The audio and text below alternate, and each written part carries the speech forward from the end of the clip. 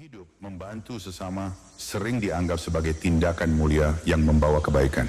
Namun tidak semua orang layak mendapatkan bantuan kita, terutama jika bantuan tersebut justru merugikan diri sendiri atau memperburuk keadaan mereka. Dalam filsafat stoikisme, membantu orang lain tidak hanya soal niat baik, tetapi juga soal kebijaksanaan, mengetahui kapan, bagaimana, dan kepada siapa bantuan diberikan. Artikel ini akan membahas 10 jenis orang yang, menurut kebijaksanaan hidup, tidak perlu kita bantu.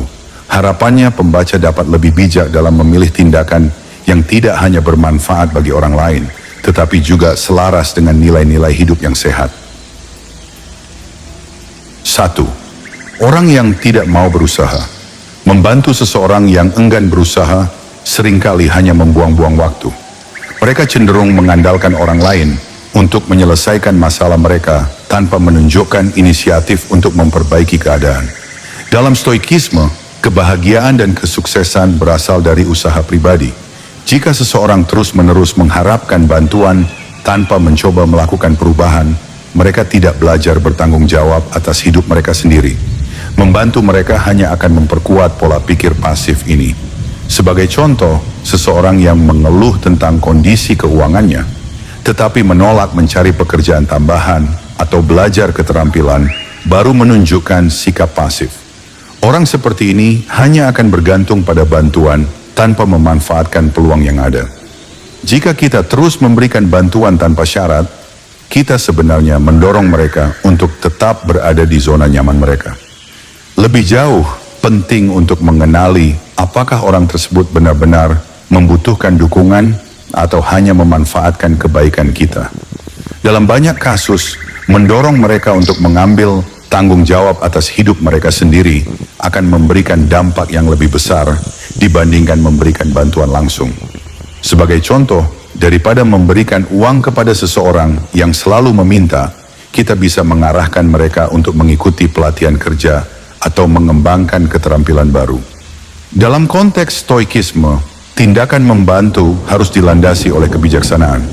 Tidak semua bantuan membawa hasil yang positif, terutama jika bantuan tersebut justru memperkuat pola pikir yang tidak sehat. Kita harus bijak dalam menentukan kapan dan bagaimana membantu, serta memastikan bahwa tindakan kita mendukung pertumbuhan dan kemandirian individu tersebut. Dengan demikian, kita tidak hanya menjaga energi dan sumber daya kita, tetapi juga membantu mereka menjadi pribadi yang lebih bertanggung jawab. Orang kedua yang manipulatif. Ada individu yang menggunakan bantuan sebagai alat untuk mengeksploitasi orang lain. Mereka sering memanipulasi emosi kita agar merasa bersalah jika tidak membantu. Misalnya, mereka mungkin menggunakan kalimat seperti, "Jika kamu benar-benar peduli, kamu pasti akan membantuku." Atau, "Aku tidak tahu harus berbuat apa tanpamu." Pernyataan seperti ini dirancang untuk membuat kita merasa bersalah atau terpaksa memberikan bantuan, bahkan jika itu bertentangan dengan keinginan kita sendiri. Dalam kasus seperti ini, penting untuk mengenali pola manipulasi tersebut. Seseorang yang manipulatif seringkali memanfaatkan empati kita, tetapi niat mereka jarang tulus. Mereka mungkin menggunakan bantuan yang kita berikan untuk keuntungan pribadi, atau bahkan untuk merugikan orang lain. Sebagai contoh, seseorang yang meminta bantuan finansial dengan alasan mendesak, tetapi sebenarnya menggunakannya untuk hal-hal yang tidak perlu atau tidak etis. Stoikisme mengajarkan kita untuk menjaga ketenangan hati dan tidak terjebak dalam permainan emosional. Filosofi ini mengajarkan bahwa kita memiliki kendali atas respons kita, bukan atas tindakan orang lain. Dengan memahami bahwa manipulasi adalah upaya untuk mengambil alih kendali atas keputusan kita, kita dapat lebih waspada dan menetapkan batasan yang sehat. Memberikan bantuan kepada orang yang manipulatif hanya akan memperkuat sifat buruk mereka. Sebaliknya, kita dapat memberikan respons yang tegas namun sopan, seperti menolak dengan alasan yang jelas atau menawarkan solusi yang tidak dapat mereka eksploitasi. Misalnya, daripada memberikan uang, kita bisa memberikan informasi tentang lembaga sosial yang dapat membantu mereka. Pada akhirnya, tindakan membantu harus dilakukan dengan bijaksana. Jangan biarkan manipulasi mengaburkan penilaian kita. Dengan tetap teguh pada prinsip dan batasan yang sehat, kita tidak hanya melindungi diri sendiri, tetapi juga mendorong orang lain untuk bertindak lebih jujur dan bertanggung jawab. Orang ketiga yang tidak menghargai bantuan. Seseorang yang tidak menghargai bantuan yang diberikan akan cenderung terus meminta tanpa rasa syukur. Mereka menganggap bantuan sebagai hak, bukan kebaikan. Contohnya, seseorang yang menerima dukungan finansial berulang kali tetapi tidak pernah menunjukkan apresiasi atau usaha untuk mandiri. Mereka mungkin malah merasa bahwa bantuan tersebut adalah kewajiban kita. Dalam pandangan Stoik, penghargaan terhadap kebaikan adalah tanda kebajikan. Ketika seseorang tidak mampu menghargai bantuan yang diberikan, mereka kehilangan kesempatan untuk belajar tentang pentingnya rasa syukur dan tanggung jawab. Sebagai contoh, seorang teman yang selalu memanfaatkan waktu dan tenaga kita tanpa menghormati komitmen kita yang lain menunjukkan kurangnya penghargaan. Lebih jauh, membantu orang yang tidak menghargai seringkali menjadi pengalaman yang melelahkan secara emosional. Bantuan kita tidak hanya diabaikan, tetapi juga bisa dieksploitasi, menciptakan pola hubungan yang tidak sehat. Dalam situasi seperti ini, penting untuk mengenali batasan dan memilih untuk mengarahkan energi kita kepada orang lain yang lebih membutuhkan. Stoikisme mengajarkan bahwa tindakan kita harus sejalan dengan nilai-nilai kebajikan, termasuk keadilan. Jika bantuan yang diberikan tidak dihargai, maka memberikan lebih banyak bantuan tidak akan mengubah situasi. Sebaliknya, hal itu hanya akan memperkuat perilaku tidak bersyukur. Untuk mengatasi hal ini, kita dapat berkomunikasi secara langsung dan tegas tentang ekspektasi kita. Jika rasa syukur tidak muncul meskipun sudah diingatkan, mungkin saatnya untuk berhenti membantu. Dengan demikian, kita dapat menjaga keseimbangan emosional kita dan memastikan bahwa energi kita digunakan untuk hal-hal yang lebih bermanfaat. Keempat, orang yang merusak diri sendiri.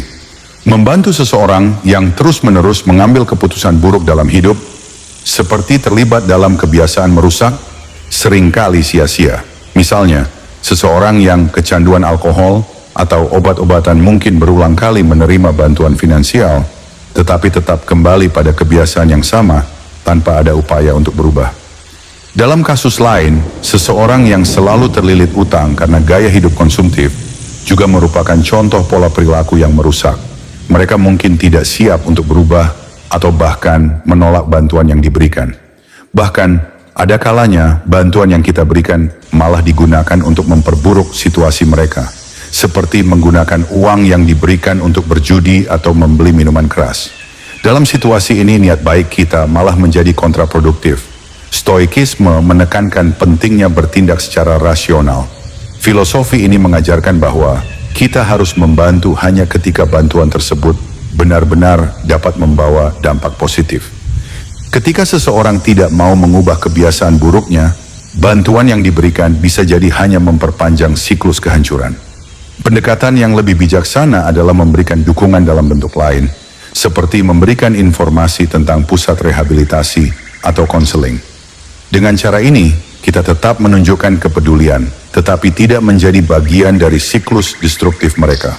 Selain itu, menetapkan batasan yang tegas dan mengkomunikasikannya dengan jelas dapat membantu mencegah penyalahgunaan bantuan yang kita berikan.